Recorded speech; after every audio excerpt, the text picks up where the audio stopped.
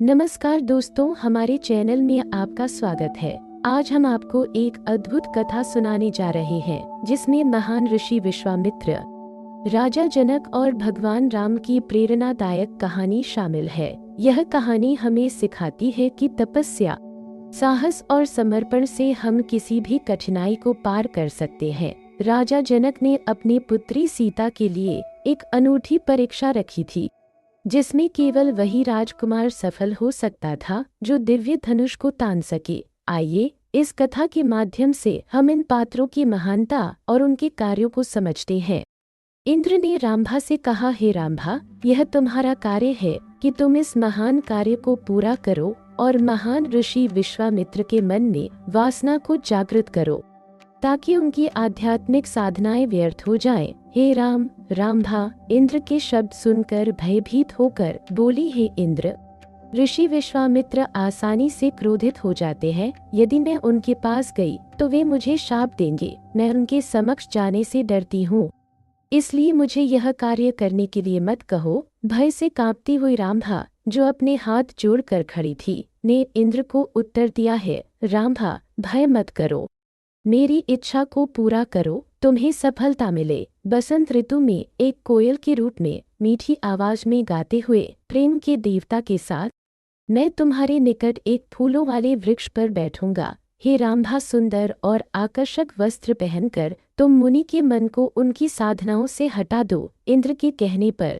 वह सुंदर अप्सरा मनमोहक वस्त्रों में सजी हल्की मुस्कान के साथ श्री विश्वामित्र के मन को लुभाने के लिए निकली। उसी क्षण कोयल की मधुर आवाज ने ऋषि को आनंदित किया और उन्होंने रामभा को देखा। कोयल की आवाज और सुंदर रामभा के गीत की मधुरता से प्रेरित होकर श्री विश्वामित्र अपनी पूर्व की गिरावट को याद करते हुए संदेह से भर गए और इंद्र के इरादे को पहचानते हुए क्रोध में आकर रामभा को शाप दिया। हे रामभा, हे दुर्भाग्यशाली, तुम यहाँ मुझे मेरी तपस्या से लुभाने आई हो। मैं जो वासना और क्रोध पर विजय प्राप्त कर चुका हूँ, तुम पत्थर में परिवर्तित हो जाओ और 10,000 वर्षों तक एक चट्टान बनकर रहो। एक योग में सिद्ध ब्राह्मण एक दिन तुम्हें इस शाप से मुक्त करेगा। रामभा पर यह शाप लगाने के बाद ऋषि को पछतावा हुआ, क्योंकि क्रोध में आकर उन्होंने अपनी सभी योग साधनाओं का फल खो दिया। रामभा तुरंत पत्थर में बदल गई और इंद्र तथा कामदेव ऋषि के क्रोध को देखकर भयभीत होकर भाग गए। श्री विश्वामित्र ने अपनी तपस्या का फल खो दिया और उन्हें कोई शांति नहीं मिली। उनकी वासना अधीन नहीं हुई। उन्होंने निश्चय किया कि वे किसी से एक शब्द भी नहीं बोलेंगे और कभी क्रोधित नहीं होंगे।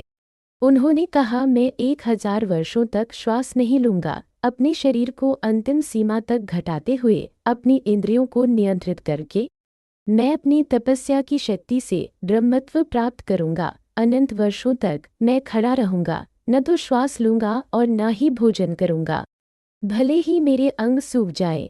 हे राम, विश्वामित्र ने 1,000 वर्षों तक इस कठोर तपस्या करने का संकल्प किया। इसके बाद महान ऋषि विश्वामित्र उत्तर दिशा को छोड़कर पूर्व की ओर गए और अत्यंत कठोर तप करने लगे। उन्होंने 1,000 वर्षों तक मौन व्रत रखा और अद्वितीय तपस्या की, जो कि कठिनाई से की जा सकने वाली थी। 1,000 वर्षों के बाद उनका रूप लकड़ी के समान हो गया और राजर्षि सबसे बड़े प्रोत्साहन के बावजूद क्रोध में नहीं आए। हे राम, जब विश्वामित्र को यह विश्वास हुआ कि उन्होंने क्रोध पर विजय प्राप्त कर ली है, तब उनका 1,000 वर्षों का तप समाप्त हुआ और वे भोजन करने बैठे। उस समय इंद्र एक ब्राह्मण के रूप में प्रकट हुए और मुनि के सामने रखा हुआ भोजन मांगा, जिस पर विश्वामित्र उन्हें एक ऋषि मानते हुए अपने लिए तैयार किया हुआ पूरा भोजन उन्हें दे दिया और मौन व्रत का पालन करते हुए कोई शब्द नहीं कहा।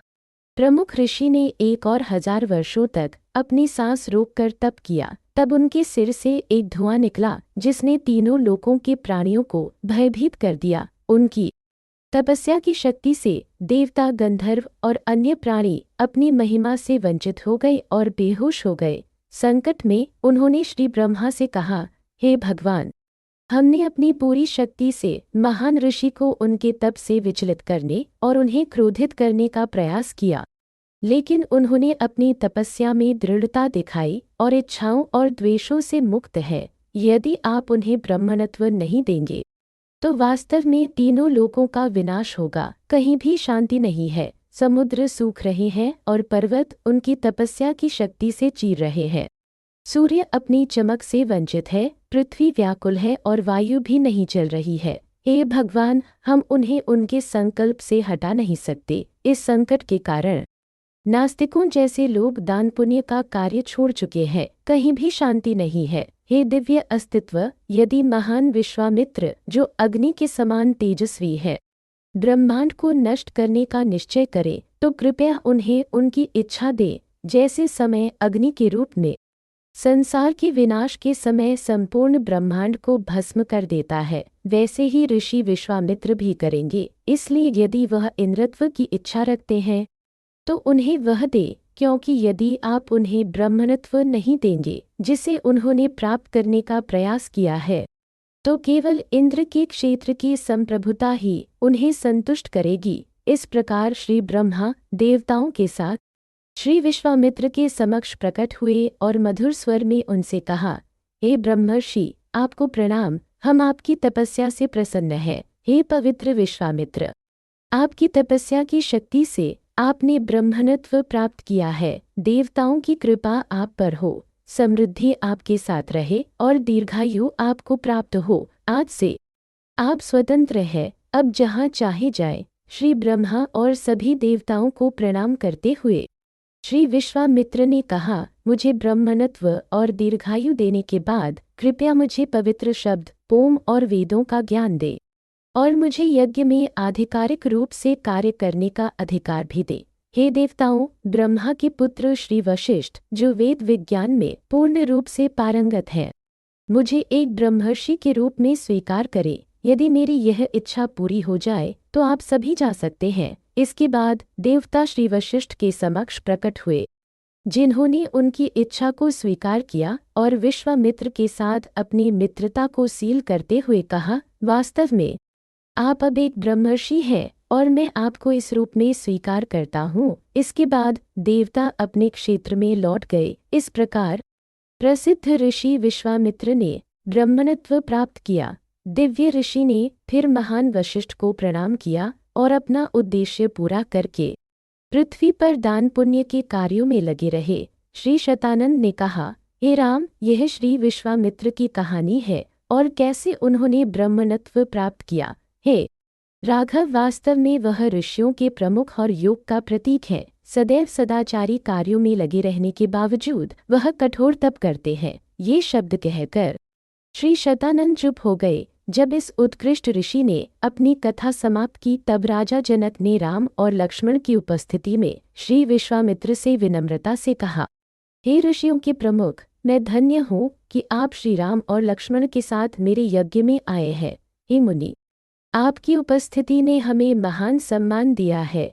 हे ब्रह्मर्षि, आपने हमारी प्रसिद्धि में वृद्धि की है। श्री राम, मेरे सलाहकारों और मैंने आपकी अद्भुत तपस्याओं और आपके उत्कृष्ट गुणों की कहानी सुनी है। हे महान ऋषि, आपकी शक्ति विशाल है, आपकी तपस्या अद्भुत है, आपके गुण अनगिनत हैं और कोई भी आपके अद्भुत कार्यों को सुनकर थकता नहीं है। हे प्रसिद्ध भगवान, सूर्य अस्त हो चुका है और संध्या की पूजा का समय निकट है।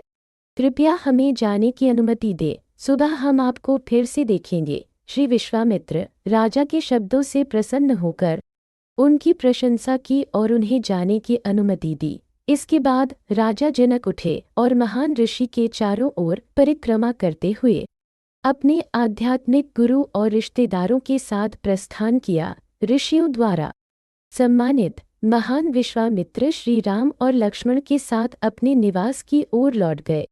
एक दिन शांति से सुबह हुआ और राजा जनक ने अपनी सुबह की पूजा करने के बाद 2 राजकुमारों और विश्वामित्र को बुलाया। ऋषि और रघुवंश के 2 वंश के 2 वंशजों का सम्मान करते हुए उन्होंने कहा, हे धन्य भगवान, आप पर शांति बनी रहे। मैं आपकी किस सेवा में सहायता कर सकता हूँ? मैं पूरी तरह से आपका हूँ। इस प्रकार राजा द्वारा संबोधित किए जाने पर ऋषि ने उत्तर दिया, ये 2 राजकुमार राजा दशरथ के पुत्र हैं।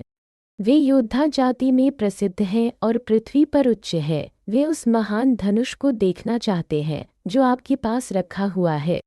कृपया उन्हें इसे देखने की अनुमति दें और इस प्रकार अपने उद्देश्य को पूरा करके वे अपनी राजधानी लौट जाएंगे। इस पर राजा जनक ने ऋषि से कहा, हे पवित्र ऋषि, सुनिए कि यह धनुष मेरे पास क्यों रखा हुआ है। एक राजा था जिसका नाम देवव्रत था, जो निम्न के छठे पीढ़ी में था, जिसने इस धनुष को एक विश्वास के रूप में प्राप्त किया। प्राचीन दिनों में श्री महादेव ने दक्ष के यज्ञ के विनाश के समय खेल में अपने धनुष को उठाते हुए देवताओं से कहा, हे देवों, आपने मुझे यज्ञ में मेरा हिस्सा नहीं दिया, इसलिए इस धनुष के माध्यम से मैं आप सभी को नष्ट कर दूंगा।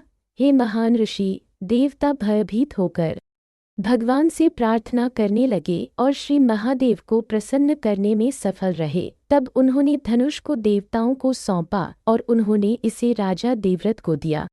यही धनुष है। इसके बाद जब मैं एक यज्ञ के लिए पृथ्वी को हल चला रहा था, तब एक कन्या वहां से प्रकट हुई। हल के किनारे से अनावरण होने पर मैंने उसका नाम सीता रखा और वह मेरी पुत्री बन गई। यह पृथ्वी से उत्पन्न कन्या मेरी सुरक्षा में बड़ी हुई है। मेरी पुत्री के विवाह के लिए मैंने यह स्थापित किया और उन राजाओं को बताया जो उसकी हाथ मांगने आए थे कि मैं उसे किसी भी राजकुमार को नहीं दूंगा जिसकी शक्ति पूरी तरह से परखी नहीं गई है। हे प्रसिद्ध ऋषि, ये राजा अपनी शक्ति का परीक्षण करने आए हैं और मैंने धनुष उनके सामने रखा है और उनसे इसे तानने के लिए कहा है, लेकिन अब तक कोई भी ऐसा करने में सक्षम नहीं हुआ है। उन्हें शक्ति में कमी महसूस करते हुए मैंने किसी को भी अपनी पुत्री नहीं दी। ये राजा क्रोध में यह सोचते हुए कि धनुष को तानने में असफलता ने उन्हें अपमानित किया है, मेरी राजधानी को घेर लिया और मेरे लोगों पर बहुत कठिनाई डाली। यह घेराबंदी एक पूरे वर्ष तक चली और मेरी खजाने को अत्यधिक कम कर दिया। गंभीर तपस्या करते हुए मैंने देवताओं को प्रसन्न किया, जिन्होंने मुझे एक बड़ी सेना प्रदान की, जिसके साथ मैंने उन राजाओं को पराजित किया जो साहस खोकर पीछे हट गए, फिर भी काल्पनिक चोट के कारण अभी भी दुखी थे। हे महान ऋषि, यही वह धनुष है और मैं इसे इन दो राजकुमारों को दिखाऊंगा। हे ऋषि, यदि श्री रामचंद्र धनुष को तानने में सक्षम होते हैं तो मैं अपनी पुत्री सीता को उनके साथ विवाह के लिए दूंगा। राजा जनक के शब्द सुनकर श्री विश्वामित्र ने कहा, हे राजा, श्री राम को धनुष दिखाया जाए। तब राजा ने अपने मंत्रियों से कहा, जाओ, फूलों और चंदन से सजे धनुष को यहाँ लाओ। जनक द्वारा आदेशित सलाहकार राजधानी गए और धनुष लेकर आए। 500 बलशाली पुरुषों ने उस 8 पहियों वाले रथ को लाया जिस पर धनुष रखा था। लोहे के बने उस बक्से को लाकर मंत्रियों ने अपने दिव्य सम्राट से कहा, है पुरुषों के प्रमुख, यहाँ वह धनुष है जिसे पूर्व के राजाओं ने पूजा की है। हे मिथिला के सम्राट, यह आपके अधीन है। फिर नम्रता से हाथ जोड़कर राजा जनक ने श्री राम और लक्ष्मण के साथ खड़े पवित्र ऋषि विश्वामित्र से कहा, हे पवित्र भगवान, यह धनुष है जो निमि वंश के राजाओं द्वारा पूजा गया है और जिसे पृथ्वी के सम्राटों ने यहाँ आकर तानने का प्रयास किया है। यहाँ तक कि देवताओं ने भी इस धनुष को उठाने, मोड़ने या तानने में असमर्थ रहे हैं। फिर यदि देवता असफल रहे हैं तो मनुष्यों में यह शक्ति कैसे हो सकती है। हे महान ऋषि, धनुष को देखिए। 2 राजकुमार इसे परखे। धर्मात्मा ऋषि विश्वामित्र ने राजा के शब्द सुनकर राम से कहा, हे बालक, इस दिव्य धनुष को देखो। तब श्री राम ने धनुष के बक्से के पास जाकर उसे खोला और उसे देखा। उन्होंने कहा, हे दिव्य भगवान, इसे अपने हाथ में लेकर उठाने का प्रयास करूंगा। तब राजा और ऋषि ने उत्तर दिया, ऐसा ही हो। और श्री रामचंद्र ने थोड़ी सी कोशिश से धनुष के मध्य को पकड़कर उसे उठाया और हजारों लोगों के सामने बिना किसी कठिनाई के उसे तान दिया। प्रसिद्ध राम की अद्वितीय शक्ति से धनुष 2 टुकड़ों में टूट गया और एक ध्वनि गूंज उठी जो आकाश को चीरते हुए पर्वतों को विभाजित कर दी और पृथ्वी को हिला दिया, और इस पर चारों ओर लोग बेहोश हो गए। केवल विश्वामित्र, राम और लक्ष्मण ही अचेत नहीं हुए। कुछ समय बाद लोग कुछ हद तक होश में आए और राजा की चिंताएं दूर हो गईं।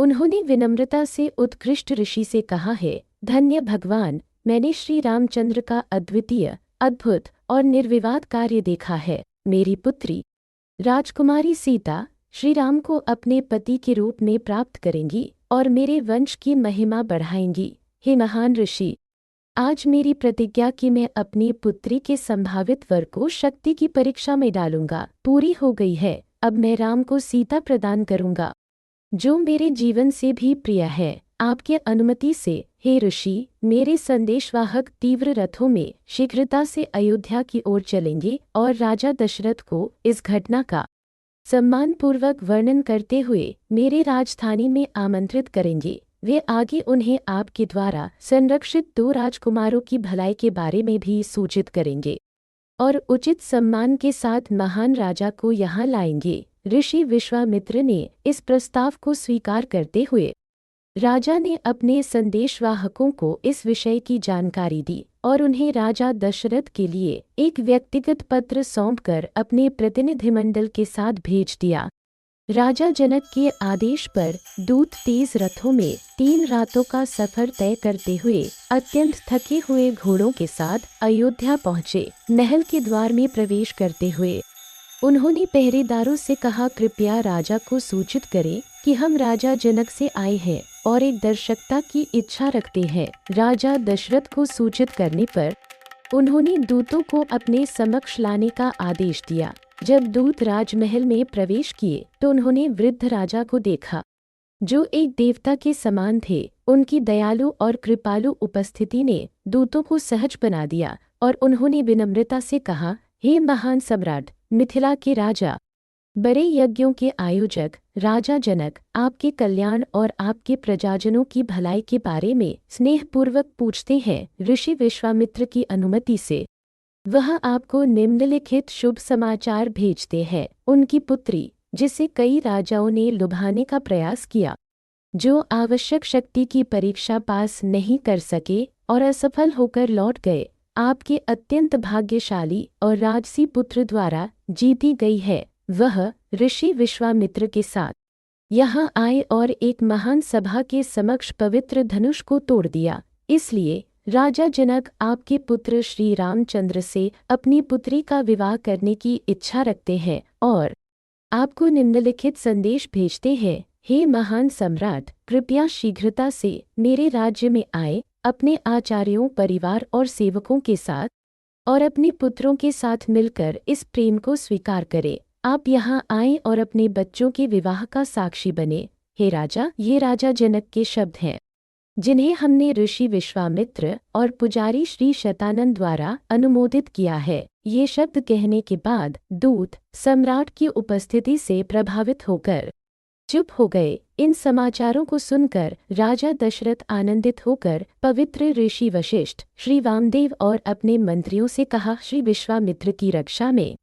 श्री रामचंद्र और राजकुमार लक्ष्मण अब मिथिला के नगर में हैं। प्रसिद्ध जनक ने श्री रामचंद्र की शक्ति को देखा है और उन्हें अपनी पुत्री का विवाह करने की इच्छा है। यदि इस विवाह को आप सभी द्वारा स्वीकार किया जाता है तो हमें तुरंत मिथिला के लिए प्रस्थान करना चाहिए, ताकि हम शीघ्रता से वहां पहुंच सकें। वहां उपस्थित ऋषियों और मंत्रियों ने उत्तर दिया, यह उचित है। तब राजा अत्यंत प्रसन्न होकर बोले, चलो हम कल प्रस्थान करें। राजा दशरथ ने अपने मंत्रियों के साथ मिलकर राजा जनक के दूतों का बड़े सम्मान के साथ स्वागत किया और उन्होंने वहां आराम से रात बिताई। इस कथा से हमें कई महत्वपूर्ण सीख मिलती है। सबसे पहले तपस्या और समर्पण का महत्व है, जैसा कि ऋषि विश्वामित्र ने दिखाया। इसके अलावा यह कहानी हमें यह भी सिखाती है कि सच्ची शक्ति केवल शारीरिक बल में नहीं, बल्कि मानसिक दृढ़ता में भी होती है। राजा जनक ने अपनी पुत्री के लिए एक कठिन परीक्षा रखी, जो यह दर्शाती है कि सच्चे प्रेम में बलिदान और परीक्षण आवश्यक है। अगर आपको यह कहानी पसंद आई हो तो कृपया हमारे वीडियो को लाइक करें, शेयर करें और हमारे चैनल को सब्सक्राइब करें। हमें आपके विचारों का इंतजार है, तो कमेंट्स में बताएं कि आपको इस कहानी का कौन सा हिस्सा सबसे ज़्यादा पसंद आया।